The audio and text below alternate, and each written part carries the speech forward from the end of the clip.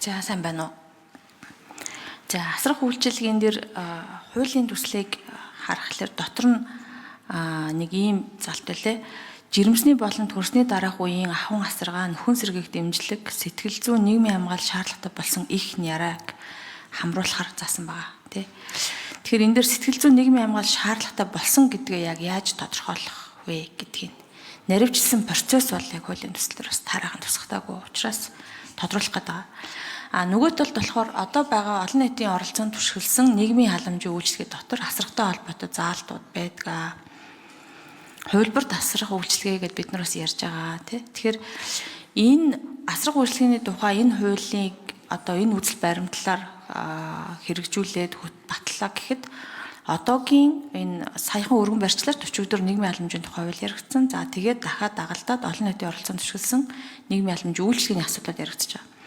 Тэгэхээр эдгэртэйгээ хэр хоорондоо холбогдож уялдж байгаа талаар яамнаас хүмүүс ирсэн байгаа учраас тайлбар авъя гэж бодож байна.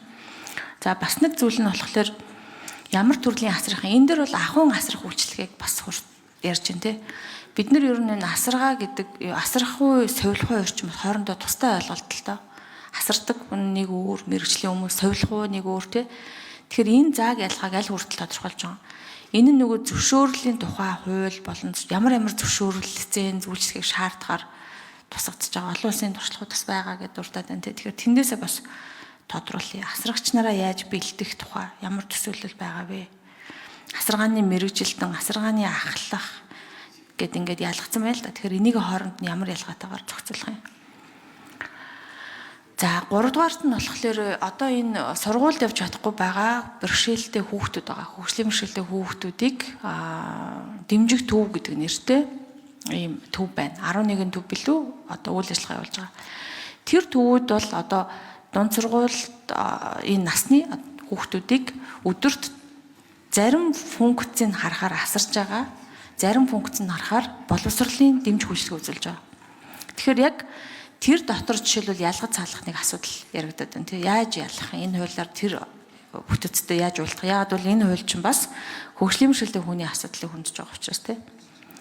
За хамгийн сүүлд нь яг өнөөдөр одоо хувийн асаргааны үйлчлэгээ үзүүлдэг гэх юм уу? Эмнэлзэн асаргааны үйлчлэгээ үзүүлдэг ямар байгууллагууд Монголд үйл ажиллагаа явуулж байгаа вэ? Хэдэн байгууллага байна? Хотод хэд байна? Улаанбаатарт хэд байна? Тэр нь ямар төрлийн одоо үйлчлэгээ үзүүлдэг юм, тэр нь ямар журамтай байдаг юм. Тэгээ тэр өнөөдрийн байгаа энэ үйл ажиллагаа явуулж байгаа компаниудад энэ хуулиар ямар бололцоог одоо сайд бий болгох юм, эсвэл одоо ямар шаардлагууд, стандартууд бас тавигдах вэ гэсэн ийм хэд хэдэн асуултууд байна. Баярлалаа. Тэгээ тордруулъя дараа нь. За, хууль санаачлагч Игтэй гүшүүн хариулъя. За баярлалаа. Тэгэхээр миний энэ санаачлан боловсруулсан асрах үйлчилгээний тухай хууль бол асрах үйлчилгээний энэ одоо салбарт асрах үйлчилгээ бол энэ зөвхөн халамжийн туслах хэлбэр биш юм а. Энэ бол бие даасан эдийн засгийн салбар юм а гэдэг утгаар нь харж энэ хуулийн төслийг одоо үзэл баримтлалыг боловсруулсан байгаа. За таны сүүлийн асуултнаас эхлэе. За өнөөдөр бол манай Монгол улсын хэмжээнд бүртгэгдсэн асрамжийн 11 газар байгаа. За энэ бол улсын 8 газар байна. За хувийн 10 газар байгаа. За энэ хуулийг яг одоо боловсруулж эхлэх 2 жилийн өмнө бол хувийн хвшлийн 10 тасрамжийн газар ажиллаж ирсэн. За бол би бол ерөнхийдөө бүгдээрэн дээр нь очиж судалгаа хийсэн. За харамсалтай нь хууль одоо боловсруулагдаад өргөн барих явцад бол нэлээд олон газар үе таалгаа хаачлаа. Тэгэхээр энэ бол асрах үйлчилгээ одоо авах иргэдийн тоо улам нэмэгдэж байгаа боловч яг энэ дээр хувийн хвшлэл байхгүй төр бол ерөнхийдөө энэ асрах үйлчилгээг яг биеэр нь одоо дангаараа хариуцж авч явж байгааг харуулж байгаа. За өнгөрсөн 5 жилийн хугацаанд бол энэ асаргааны тэтгэмжид 1.2 их 80 төгрөг зарцуулсан байна. Тийм учраас одоо яг миний энэ боловсруулсан хуулийн төсөл бол илүү их хувийн хвшлийг дэмжих. За дээрэс нь сайн дурын одоо энэ даатгалын long term care insurance system гэдэг юмыг л одоо анх одоо оруулж ирж байгаа. Тэгэхээр энэ бол өнөөдөр хууль батлагдсанараа бэлэгдээд явах асуудал биш. Энэ бол урт хугацаанд хувийн одоо сайн дурын асаргааны одоо ийм даатгалын системийг бид нар бий болгох гэж байгаа. Тэгэхээр энэ бол түрүүн таны хэлдгээр яг нэг дан ахмад настан зориулсан одоо энэ асрах амжилтны тухай хууль биш. Энэ бол хөгжлийн бэрхшээлтэй, иргэн хөгжлийн бэрхшээлтэй хүүхэд урт болон богино хугацаагаар хөдөлмөрийн чадвараа алдсан иргэдэд зориулагдсан ийм зүйл байна. ийм хууль байгаа. За тэгэхээр өнөөдөр бол түрүүн биесэн бүх ачааллыг авч байна гэх тээ. За Батцамбарын асрамжийн газар жишээлбэл 200 ахмад асруулж байна. За энэ дээр бол нэг 120 хүн асаргаа явуулж байгаа. Тэгэхээр энэ бол бүхэл 100% одоо улсаас санхүүжиж байгаа ийм одоо асрамжийн газар байгаа. За миний одоо яг энэ санаачлалын хууль дээр бол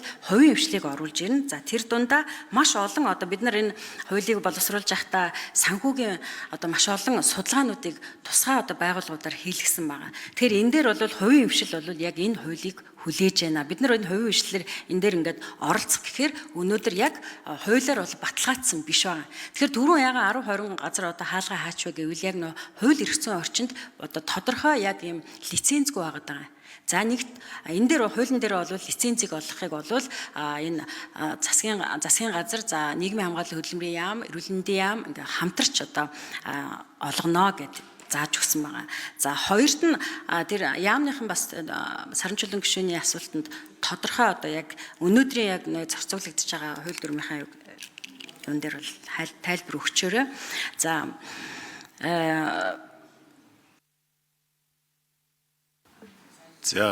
яамныхаа хариулъя. Ажлын хэсгийн хариулъя. 4 дугаар тань дээр.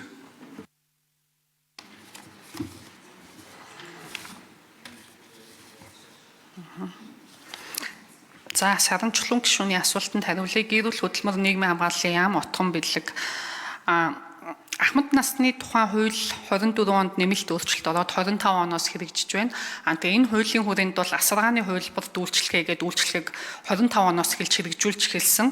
Эрүүл мэндийн яам болон гэр бүл хөдөлмөр нийгмийн хамгааллын яам холбогдох одоо журам дүрмүүдийг хэрэгжүүлээд өдрийн явуулын одоо гэрээр байнга асрах гэсэн үйлчлэгээнүүд дээр 25 оны байдлаар 22 аж ахуйн нэгж байгууллага гэрээ байгуулсан. Байнга асрах нэг байгууллага нийтдээ 23 байгууллага гэрээ байгуулад 2362 хүнд ингээд 1 тэрбум төгрөг гаруй зарцуулж ингээд хувийн хөвшил ажилласан байгаа. Үүнээс гадна бол төрийн ясрамжийн үйлчлэгээнүүд байдаг. Засгийн газараас бол 2026 оны 3 сарын 18-нд бол энэ асар үйлчлэгээний тухай хуулийн төслийг хэлэлцээд санал дүгнэлт 5 хуудсыг өгсөн. Гүйцэж хариулъя. Хуулийн төслийг бол одоо мөрдөж байгаа хууль тогтоомжтой бас нийцүүлээд хууль тогтоомжийн тухай хуулиар бас нийцүүлж одоо сайжруулах шаардлагатай гэсэн юм санал дүгнэлт өгсөн байдаг. Тэгээ нийгмийн халамжийн тухай хуультай бол нэлээд бас давтсан зүйл залтууд байгаа. Одоо халамжийн сангаас халамжийн арга хэмжээ биш гэсэн ч гэсэн халамжийн сангаас санхүүжүүлэхээр бас энэ нэмэлт өөрчлөлт оруулах хуулийн дээр ингээ оруулчаад байгаа. Тэгэхээр энэ зохицуултуудаа илүү тодорхой болохгүй бол хэд ерөнхий ингээд асрах үйлчлэгийг халамжийн сангаас санхүүжүүлэхээр заасан дээр бол анхаарах шаардлагатай байна. Саран чулуун гишүүн тодруулъя.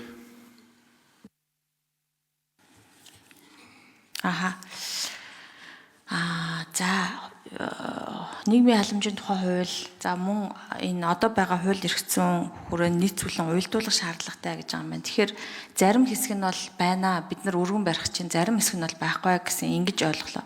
За дахиад би тодруулах гэдэг байгаа. Энэ хуулийн төслийн 3-2-ын 4 дээр байгаа хгүй жирэмсний болон төрсний дараах үеийн ахуйн асаргаа нөхөн сэргээх дэмжлэг сэтгэл зүйн нийгмийн хамгаалалт шаардлагатай болсон их няра гэж байгаа. Тэгэхээр төрсний дараа очдог нөгөө совиллууд байна шүү дээ. Төрсний дараа очиж үйлчлэгээ авдаг. Тэр үйлчлэгээ юм шиг л ингэж уншигдаад байна л да. Тэгэхээр энийг жишээлбэл аль хүнд нь сэтгэл зүйн нийгмийн хамгаалалт шаардлагатай гэж одоо тодорхойлох юм бэ? Энийг нөгөө наривчилсан зохицуулалтыг яаж тусах юм гэдэг дээр хариултаа бас гүцээгээд авчиг. Тэгвэл одоо байгаа сувилах уу төрсний дараа очдог нөгөө яраа үйлчлэгээтэй яаж уялдах бол? Ихтэй гишүүн хариулъя.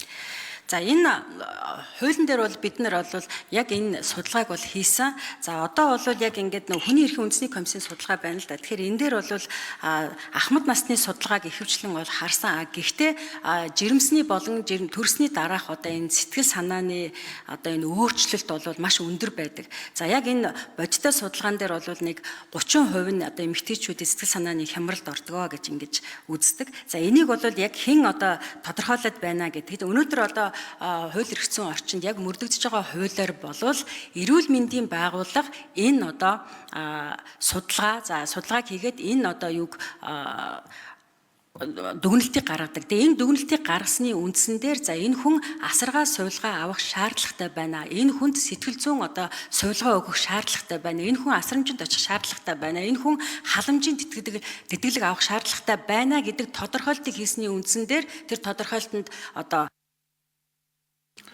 Гүйцээж хариулъя. Эгтэгшн.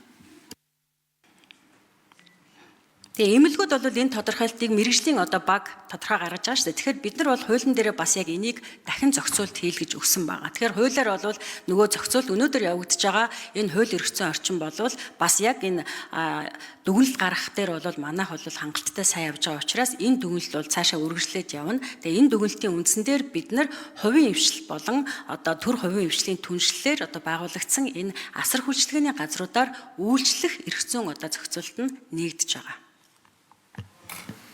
За Саран Чулуун. За зорилтод бүлгийн тухайд бол өмнө нь зүгээр сувилалт зүгээр бишэлтэй төрсний дараах их нараад авдаг үйлчилгээнүүд илүү нөгөө 13 А маягт гэдэг шиг бичгээр тодорхойлолтоор явдаг ийм зохицуулалт бий болох юм байна гэсэн төсөөлөл бууж байна л та. Нөгөө талдаа хувийн хөвшлийн асаргааны газрууд дээр яг үнэндээ тэр нөгөө төлбөрийн төлөөд очих тийм боломжтой ахмад настай хөргөлмөрчлөмс байхгүй байгаа өнөөдрийн нөхцөл байдал дээр. Тэгэхээр энэ дээр жишээлбэл танаас ямар шийдлийг бодож байгаа юм бэ? Яг л хүн болгоно өндөр үнэтэй асаргааны газар очих бараг тэр сардаа авж байгаа нөгөө халамжийн зардал нь нэг өдрийн асаргааны үйлчлэгийг төлж чадахгүй хэмжээний нөхцөл байдал байгаа байхгүй. Тэгэхээр энэ хүн амын бүлэгт жишээлбэл ямар өөр өгөөж бий болох талаар бас нэмээд тайлбарлаад өгөөч.